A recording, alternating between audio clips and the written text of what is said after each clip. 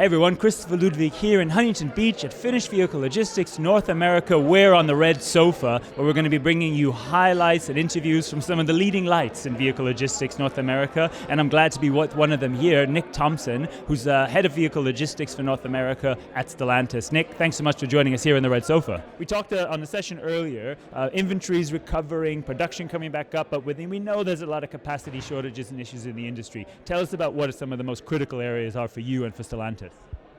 Yeah, thanks, Chris. So right now, like I was mentioning in the session this morning, Mexico is a huge challenge for us. So, we with our reliance on the railroads out of Mexico, but really it's across all modes. But our reliance on the railroads in Mexico and some of the performance issues we've had with them, it's a real challenge, and we're trying to work through different solutions on how we can address some of those shortfalls in capacity. So we're looking at other modes and other distribution centers that we haven't in the past, because with the trends you see in the industry data, Mexico is going to continue to grow, and we need to be prepared for that. Yeah, that's undeniable. I mean, we see pretty much across the board existing and new players in Mexico. Is it leading to longer lead times, or are there examples and ways that you're able to mitigate some of that? So overall, I would say the delays out of Mexico continue, more so than the other areas of North American supply chain. We are able to mitigate some of it, but the performance levels we've seen across all the modes, it's been too much to mitigate all of it. So we've been more successful in other areas of the country where we've seen performance issues, where we've mitigated that for the most part, but Mexico we're still working on. Yeah, so not much we can do on that. Is it? We talked on stage about some of these. Is it leading to new innovations, dealer pickups, other ways of doing things you hadn't done before? We're definitely taking a look at, I would say, alternative methods of capacity. So that can be dealer pickup, like you mentioned, where we've been doing that. We try to expand it more. The modes are all the same, but how you use the modes is really what we're playing with, right? Is it shorter loops to get more capacity? Is it multimodal loops where you're using different things to make up for the performance issues? So we're definitely looking outside the box in how we're doing things. Well, one thing we've seen across the industry and the supply chain in the last 2 or 3 years is a need for a lot of flexibility. Production changes and schedules so quickly. How much more flexible is vehicle logistics now in Stellantis in North America than, let's say, before COVID? Yeah, I think the responsiveness of your supply chain is critical now, even more so than it's ever been in the past. I mean, it always needed to be adaptable, but over the last 5 years, I'd say we've seen it become a bigger and bigger requirement, and in some instances can be an advantage if you're able to solve it. So. We have contingencies that we, by design, build into our networks now, where I think that was less of the case in the past.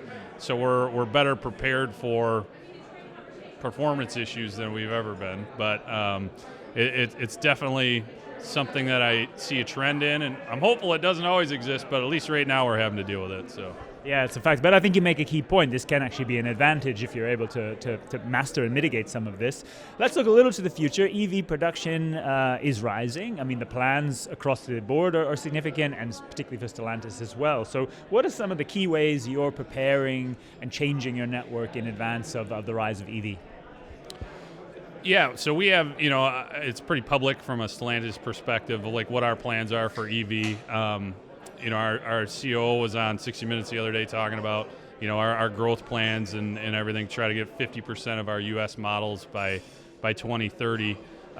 So with that, I think Rory mentioned it earlier, some of the weights are concerns and how it could impact some of our load factors.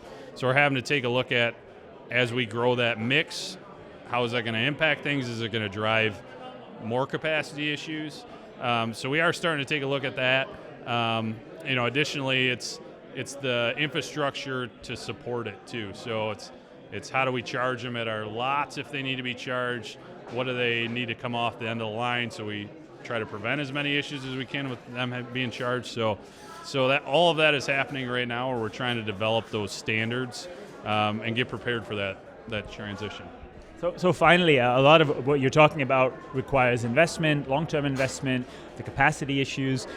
We talked on stage about giving the industry the confidence to invest. Where are some of the places you most want to see and your partners and providers focus their investments to help you deliver your plans? So I think there's investment opportunities across all the modes. Obviously we've talked a lot about Mexico. That continues to be a focus for us with the challenges we've seen getting out of Mexico. So, we're working with the railroads on how can we do things differently. We're working with the ro-ro providers on, bringing in more vessels. So those two come immediately to mind. But then there's also the other industries, just storage capacity. We have suppliers we're working with these challenges. It's driving storage capacity maybe in places we didn't have before.